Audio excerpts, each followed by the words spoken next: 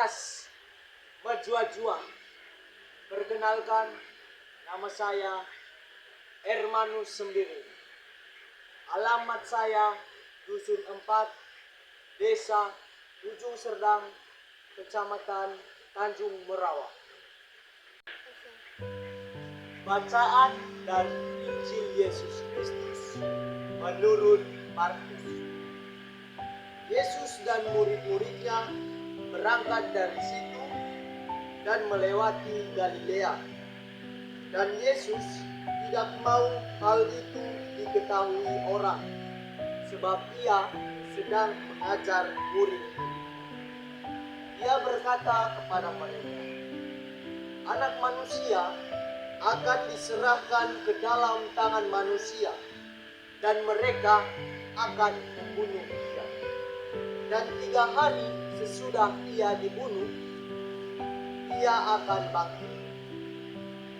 Mereka tidak mengerti perkataan itu, namun segan menanyakannya kepadanya. Kemudian tibalah Yesus dan murid-muridnya di Kapernaum. Ketika Yesus sudah di rumah, ia bertanya kepada murid-murid, apa yang kamu perbincangkan tadi tengah jalan? Tetapi mereka diam. Sebab di tengah jalan tadi, mereka mempertengkarkan siapa yang terbesar di antara mereka. Lalu Yesus duduk dan memanggil ke-12 murid itu. Katanya kepada mereka, jika seseorang ingin menjadi yang terdahulu, hendaklah ia menjadi yang terakhir dari semuanya dan pelayan dari semuanya. Maka Yesus mengambil seorang anak kecil dan menempatkannya di tengah-tengah mereka. Kemudian ia memeluk anak itu dan berkata kepada mereka, barang siapa menyambut seorang anak seperti ini dalam namaku, ia menyambut aku. Dan barang siapa menyambut aku, bukan aku yang disambutnya, tetapi dia yang mengutus aku. Demikianlah Injil Tuhan. Pace Ebeni, saudara-saudari yang terkasih dalam nama Tuhan kita Yesus Kristus. Dalam permenungan kali ini, saya ingin mengajak kita semua bermenung tentang melayani dengan kerendahan hati dan kasih.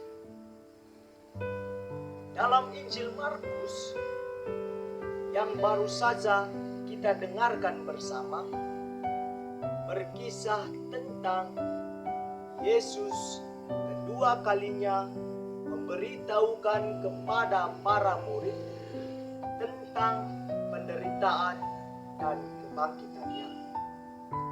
Kendati demikian, para murid sulit menerima bahwa Mesias harus menderita dan mati di kayu salib. Mengapa demikian? Hal tersebut bisa terjadi karena para murid lebih fokus pada harapan untuk memperoleh kekuasaan dan kedudukan duniawi. Mengetahui hal itu, Yesus menegur pandangan mereka dan menekankan bahwa seorang pemimpin sejati harus bersedia melayani dan menjadi yang terakhir di antara sesama. Saudara-saudari yang terkasih, dalam kitab kebijaksanaan kita pernah mendengar bahwa Mesias bukanlah orang yang berambisi untuk memperoleh nama baik atau kemenangan, atau bahkan kedudukan duniawi. Akan tetapi, Mesias sendiri ingin melayani semua orang sesuai dengan kehendak Allah. Yesus yang adalah Mesias menganjurkan kepada kita terkait dua hal penting. Yang pertama, menolak hidup yang berpusat pada diri sendiri.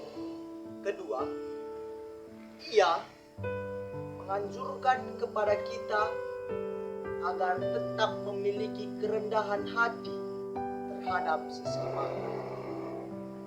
Kiranya semangat ini menjadi kunci dalam pelayanan kita sebagai umat Kristiani, terlebih kita sebagai pengurus lingkungan yang senantiasa menekankan pengorbanan dan kasih sebagai dasar pelayanan.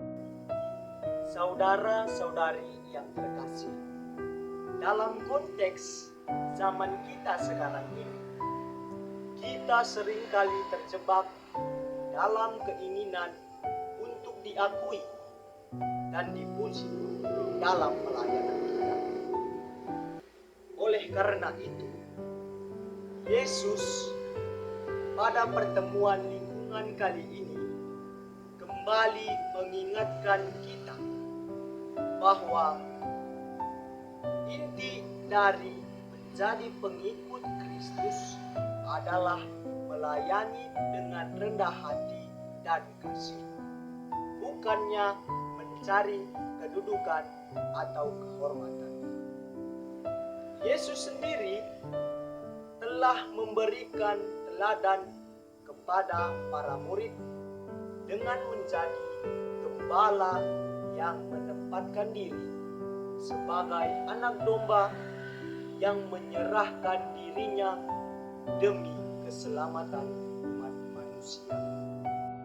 Saudara-saudari yang terkasih, melalui bacaan Injil yang baru saja kita dengar, saya ingin mengajak kita semua untuk kembali merenungkan bersama mengenai semangat pelayanan yang sejati sebagaimana yang telah dilakukan Yesus, yaitu pelayanan yang didasarkan pada kerendahan hati, kasih, dan sukacita. Oleh karena itu, perlu kita ingat bersama bahwa yang diutamakan dalam pelayanan bukanlah kedudukan maupun kehormatan. Kita sebagai pengikut Kristus dipanggil untuk menjadi pelayan bagi sesama dalam semangat kerendahan hati sebagaimana yang telah diajarkan Kristus kepada para muridnya. Semoga Tuhan memberkati kita semua. Pace Ebene.